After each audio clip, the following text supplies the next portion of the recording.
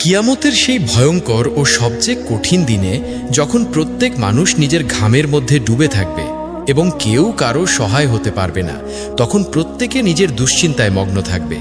কিন্তু সেই ভয় ও আতঙ্কের মধ্যেও একমাত্র হজরত মুহাম্মদ সাল্লাল্লাহু আলাইহি ওয়াসাল্লামই থাকবেন, যিনি নিজের জন্য নয় বরং তার উম্মতের চিন্তায় ব্যস্ত থাকবেন।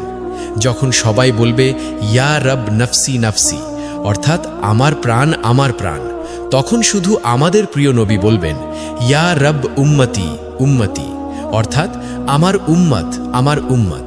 প্রিয় নবী হজরত মুহাম্মদ সাল্লাল্লাহু আলাইহি ওয়াসাল্লামই সেই মহান সত্তা, যিনি তার উম্মতের জন্য সুপারিশ করবেন এবং ইনশাআল্লাহ তারই সুপারিশের মাধ্যমে আমাদের জাহান্নাম থেকে বের করে জান্নাতে প্রবেশ করানো হবে। এই বিষয়ে আমরা আগেও দুটি ভিডিও বানিয়েছি, যেখানে দেখানো হয়েছে পুল সিরাতের উপর রাসূলে পাক সাল্লাল্লাহু আলাইহি ওয়াসাল্লাম কিভাবে উম্মতের